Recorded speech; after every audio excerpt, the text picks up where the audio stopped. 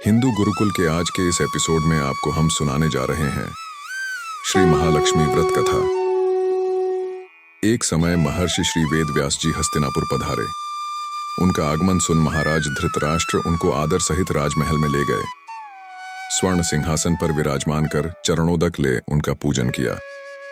श्री व्यास जी से माता कुंती तथा गांधारी ने हाथ जोड़कर प्रश्न किया, हे महामुने, आप त्रिकालदर्शी हैं, अत आपसे हमारी प्रार्थना है कि आप हमको कोई ऐसा सरल व्रत तथा पूजन बताएं जिससे हमारा राज्य लक्ष्मी, सुख संपत्ति, पुत्र पौत्रादि परिवार सुखी रहें। इतना सुन श्री वेद व्यास जी कहने लगे, हम एक ऐसे व्रत का पूजन व वर्णन कहते हैं जिससे सदा लक्ष्मी जी का निवास होकर सुख समृद्धि की वृद्धि होती है। यह श्री महालक्ष्मी जी का व्रत है जिसे प्रतिवर्ष आश्विन कृष्ण अष्टमी को विधिवत किया जाता है। हे महामुने, इस व्रत की विधि हमें विस्तार पूर्वक बताने की कृपा करें। तब व्यास जी बोले, हे देवी, यह व्रत भाद्रपद शुक्ल अष्टमी से प्रारंभ किया जाता है। इस दिन स्नान करके 16 सूत के धागों का डोरा बनाएं, उसमें 16 गांठ लगाएं, हल्दी से पीला करें। प्रतिदिन 16 दूब व 16 गेहूं डोरे को चढ़ाएं। आश्विन क्वानर कृष्ण अष्टमी के दिन उपवास रखकर मिट्टी के हाथी पर श्री महालक्ष्मी जी की प्रतिमा स्थापित कर विधि पूर्वक पूजन करें। इस प्रकार श्रद्धा भक्ति सहित महालक्ष्मी जी का व्रत पूजन करने से आप लोगों की राज्य लक्ष्मी में सदा अभिवृद्धि होती रहेगी।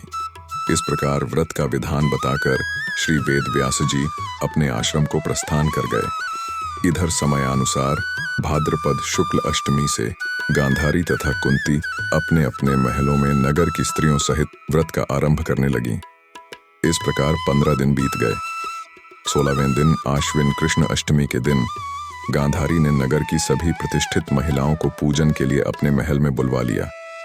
माता कुंती के यहाँ कोई भी महिला पूजन के लिए नहीं आई। साथ ही माता कुंती को भी गांधारी ने नहीं बुलाया। ऐसा करने से माता कुंती ने अपना बड़ा अपमान समझा। उन्होंने पूजन की कोई तैयारी नहीं की एवं उदास होकर बैठ गईं। जब पांचों पांडव युधिष्ठिर, अर्जुन, भीम, नकुल और सहदेव महल में आए तो कुंती को उदास देखकर पूछा, हे माता, आप इस प्रकार उदास क्यों हैं? आपने पूजन की तैयारी क्यों नहीं की? तब माता कुंती ने कहा, हे पुत्र, आज महालक्ष्मी जी के व्रत का उत्सव गांधारी के महल में मनाया जा रहा है।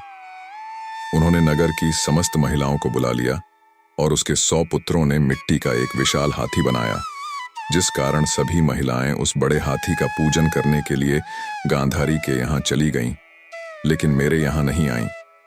ये सुनकर अर्जुन ने कहा, हे माता, आप पूजन की तैयारी करें और नगर में बुलावा लगवा दें कि हमारे यहाँ स्वर्ग के ऐरावत हाथी की पूजन होगी।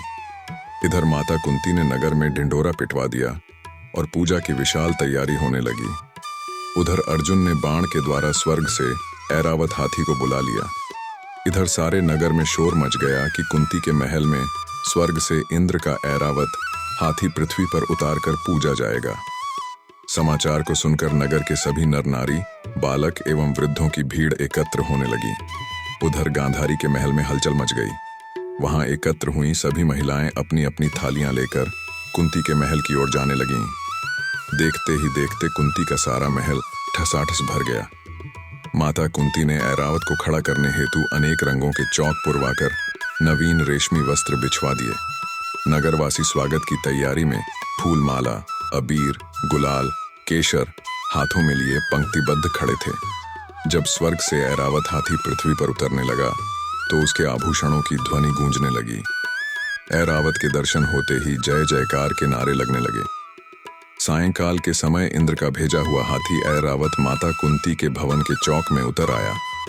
तब सब नर नारियों ने पुष्पमाला, अबीर, गुलाल, केशर आदि सुगंधित पदार्थ चढ़ाकर उसका स्वागत किया। राज्य पुरोहित द्वारा ऐरावत पर महालक्ष्मी जी की मूर्ति स्थापित करके वेद मंत्रोच्चारण द्वारा पूजन किया गया।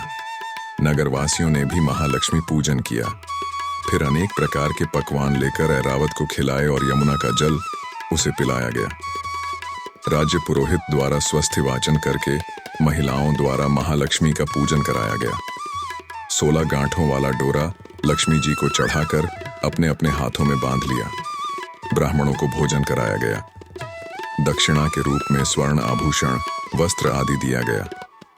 तत्पश्चात महिलाओं ने मिलकर मधुर संगीत लहरियों के साथ भजन कीर्तन कर संपूर्ण रात्रि महालक्ष्मी व्रत का जागरण किया। दूसरे दिन प्रातः राज्य पुरोहित द्वारा वेद मंत्रोच्चार के साथ जलाशय में महालक्ष्मी जी की मूर्ति का विसर्जन किया गया। फिर ऐरावत को बिदाकर इंद्रलोक को भेज दिया।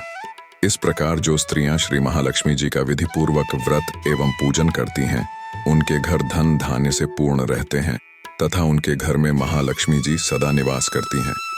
इस हेतु महालक्ष्मी जी की यह स्तुति अवश्य बोलें। महालक्ष्मी नमस्तुभ्यम सुरेश्वरी, हरिप्रिये नमस्तुभ्यम दयानिधे। हिंदू गुरुकुल के आज के इस एपिसोड में बस इतना ही। वीडियो को ज्यादा से ज्यादा शेयर करें और चैनल को सब्सक्राइब करके बेल आइकॉन दबाना ना भूलें।